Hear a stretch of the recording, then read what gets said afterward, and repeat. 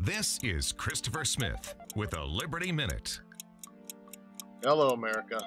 Welcome to the Friday edition of the Liberty Rant. Today's topic, to be or not to be Muslim. That is the question Obama needs to answer because the wagons are beginning to circle after his soft advocacy for a mosque to be built somewhere around ground zero. Now, more common senses are starting to pervade and ask some very basic questions about the man whose meteoric rise was so fast they couldn't revise his history fast enough. So there are some dangling chads out there about what could be his undoing. But what we need to do is we need to stop calling him Muslim. But he is not a Christian either. I know Sunday schoolers with a more cogent understanding of scripture and context than he's quoted on the stump. Because it's simple. He doesn't believe it because that's not what's native to him. The man spent 20 plus years in a Unitarian branch that his wife Michelle introduced him to that espouses black liberation theology. Okay? That's what the church is.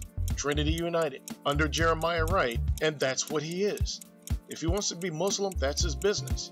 But don't play it off when the heat comes down. To understand what this is and what its net impact will be on society, this will look no further than Venezuela and that tubby little dictator Hugo Chavez and what he's accomplishing with liberation theology. Where liberation theology is allowed to promulgate, communism typically follows.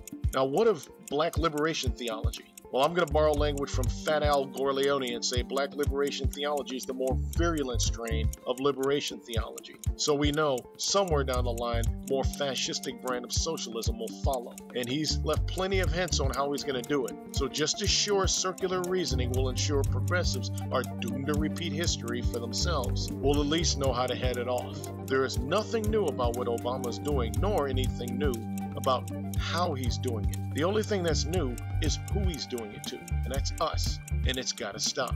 Folks, here are just a few simple questions you can ask yourself to help vet Islam as a religion or not. Namely, would a real church be that insensitive as in where to put a religious building or a monument? No, they wouldn't go there. And to continue on that path seems that you're trying to make a message. Secondly, do you have the ability to leave Islam of your own volition? No, you and your head will leave together.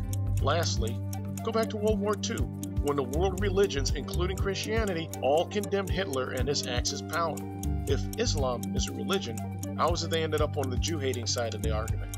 Folks, Stevie Wonder can see this. It's fairly clear. Islam isn't what they've been telling us. Then you add this unscrupulous practice of taqiyya, or the convenience-based sanctioning of lying when needed to advance Islam and its agenda. Come on, folks, there can be no doubt in my mind what Islam is. And if it was anything else, they wouldn't have to cover it up or lie to your face to tell you it's something else other than what it is. America needs to form it up real quick and draw a hard line on this nonsense before we get pulled deeper into a mess with Islam, and send a clear message to the world that the America that they love to hate but need is back. What do you think? I'm Christopher Smith.